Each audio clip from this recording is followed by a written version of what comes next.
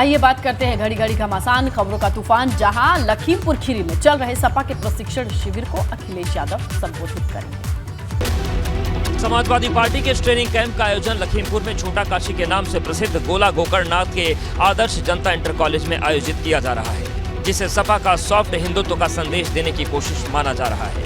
अब सभी यहाँ पर कार्यकर्ताओं से बात करेंगे, तो सभी से बातचीत करके 2024 का चुनाव समाजवादी पार्टी जीते और बीजेपी को हटाए। इस प्रशिक्षण शिविर में कार्यकर्ताओं को बूथ मैनेजमेंट, कार्यकर्ताओं से संवाद, गुटबाजी पर लगाम, 2024 की तैयारी और पार्टी की नीतियों को जनता तक ले जाने समेत कई और मुद्दों पर प्रशिक्षण दिया जाएगा। मुझे उम्मीद है कि कार्यकर्ता नेता मिलकर के फैसला लेंगे और जिस तरीके से उत्तर प्रदेश को बर्बाद किया है, आने वाले समय में मिलकर के बीजेपी से 5 और 6 जून को लखीमपुर में 2 दिवसीय शिविर के समापन के बाद 9 और 10 जून को एक बार फिर नैमिषारण्य में इकट्ठा होंगे। इसके बाद 15 जून को लोकसभा सीटों के आंतरिक बैठकों की शुरुआत होगी। लखीमपुर के प्रशिक्षण शिविर में कल शिवपाल सिंह यादव ने कार्यकर्ताओं को संबोधित करते हुए आने वाले लोकसभा चुनावों में जुट जाने का आह्वान किया। साथ ही केंद्र और राज्य की सरकार पर भी हमला बोला। प्रशिक्षण शिविर में शिवपाल यादव ने कार्यकर्ताओं को संबोधित करते हुए कहा कि वो खुद लोकसभा चुनाव की तैयारियों में आगे आने वाले हैं और इस बार पार्टी से कोई जिम्मेदारी न मिलने पर भी सपा को जिताने के लिए मैदान में उतरने का ऐलान कर दिया। और हम भी अब निकलेंगे, चाहे जिम्मेदारी मिले न मिले, जिम्मेदारी हम स्वयं ले लेंगे। कार्यकर्ताओं में जोश भरते हुए लगे हाथों शिवपाल यादव ने केंद्र और यूपी की सरकार को झूठा बता दिया और कहा कि भाजपा वाले झूठ की ट्रेनिंग देते हैं। बेईमानों से भारतीय जनता पार्टी के लोग अपने को बहुत कुछ सिद्धांतवादी से लेकर के ढोंग रखने का काम कर रहे हैं और कितना झूठ बोलते हैं। दरअसल 2017 के बाद लगातार हर चुनाव में हार के बाद अब समाजवादी पार्टी के सामने कार्यकर्ताओं को प्रशिक्षण के साथ साथ उनका जोश भी बनाए रखने की चुनौती है।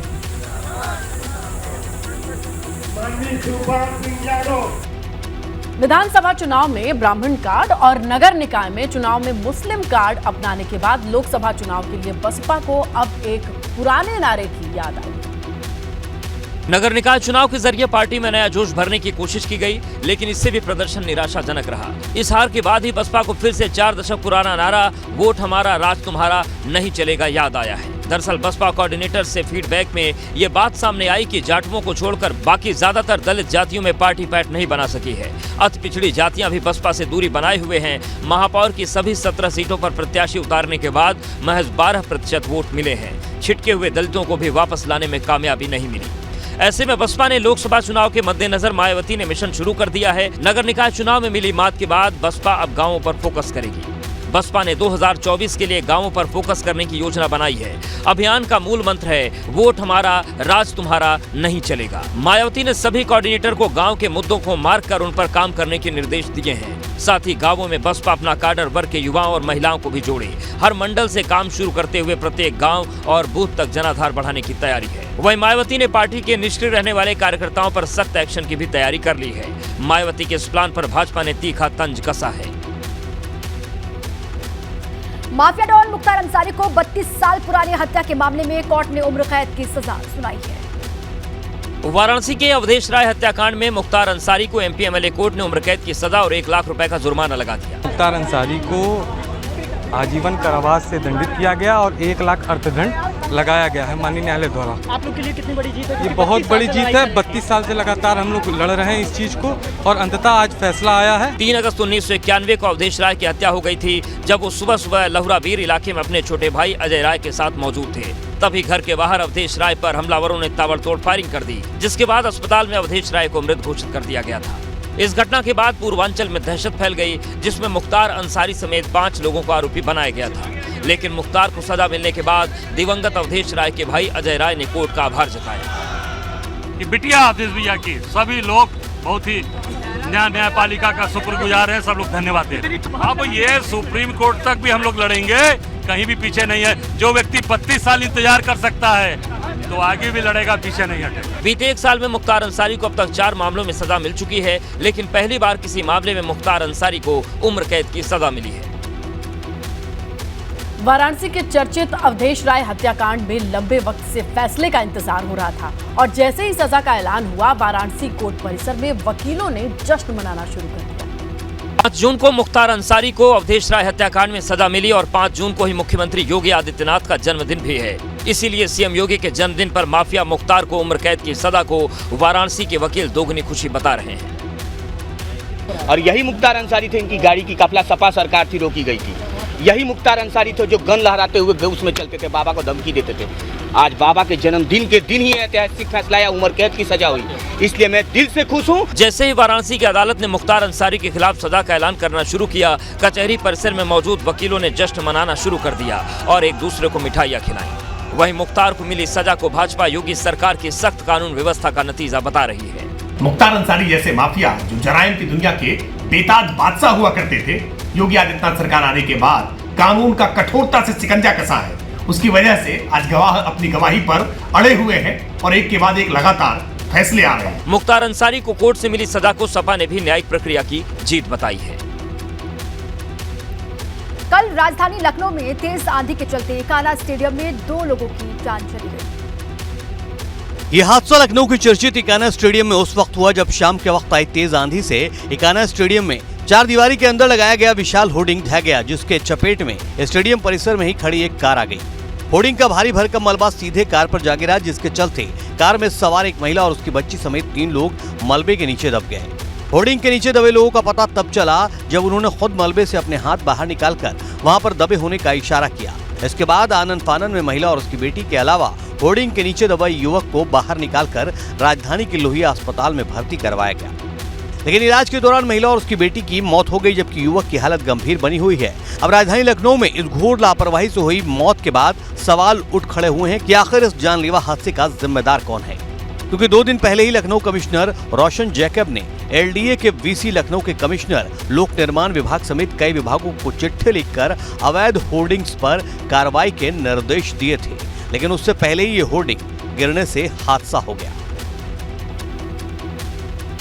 और उधर कल महाराजगंज जेल में बंद सपा विधायक इरफान सोलंकी को कड़ी सुरक्षा के बीच कानपुर कोर्ट लाया गया। अपने जन्मदिन के मौके पर कोर्ट जाते हुए इरफान सोलंकी खुश नजर आए और मुस्कुराते हुए अदालत की तरफ गए। एक और लगा था जिसके वादी नसीम आरिफ हैं, उन्होंने भी अपने प्लॉट पे कब्जा करने का केस लगाया था 152/22।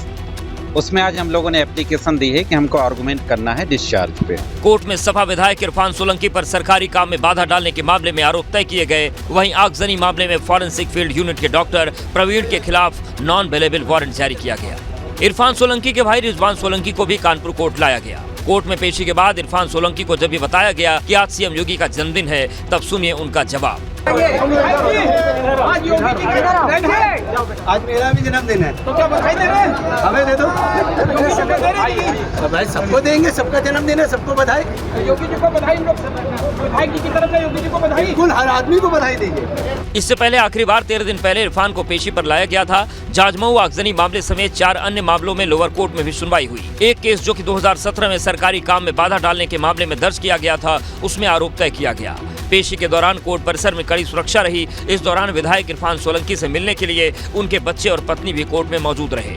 आरोप तय होने के बाद इरफान सोलंकी को पुलिस महाराजगंज जेल लेकर रवाना हो गई। अतीक अहमद और उसके भाई अशरफ अहमद की हत्या को पूरे 50 अतीक अशरफ हत्याकांड में हालांकि 50 दिनों का लंबा वक्त बीतने के बावजूद हत्या का उद्देश्य क्या था, इसका पता नहीं लग पाया।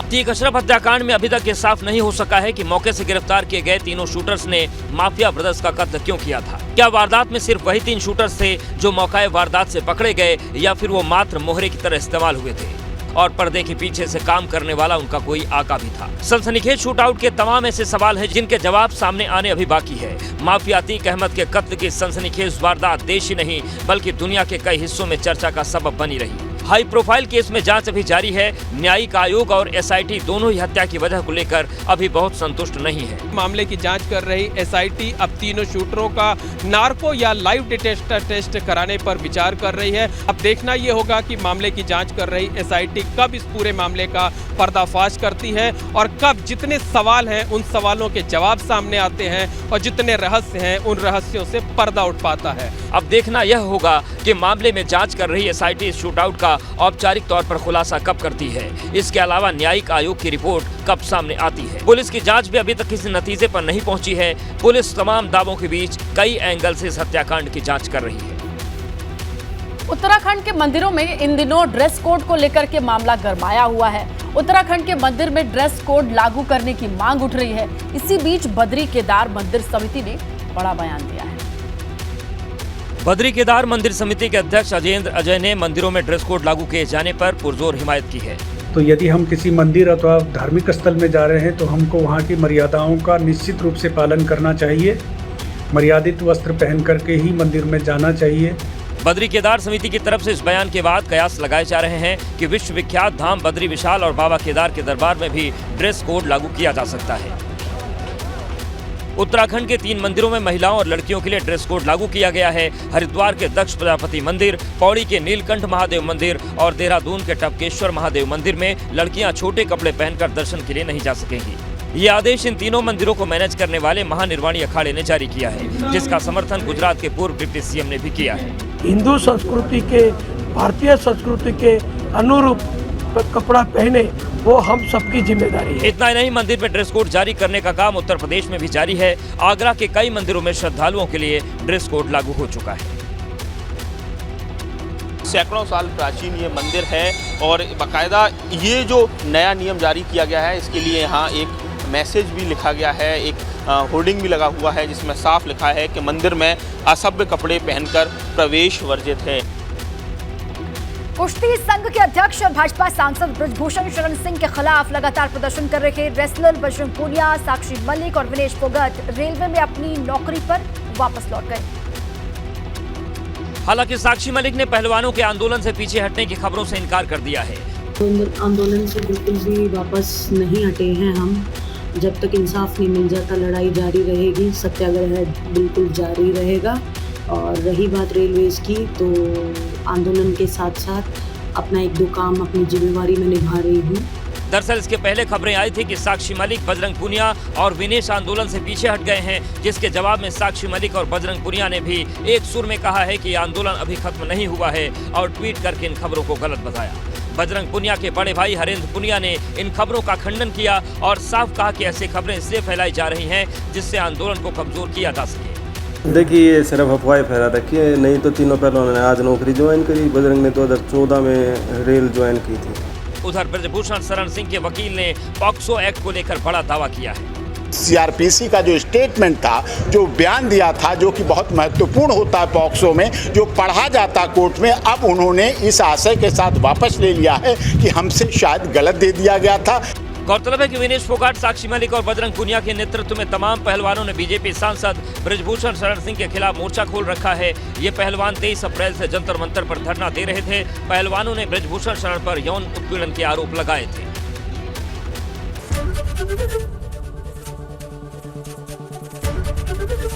एबीपी गंगा, खबर आपकी, जुबान आपकी।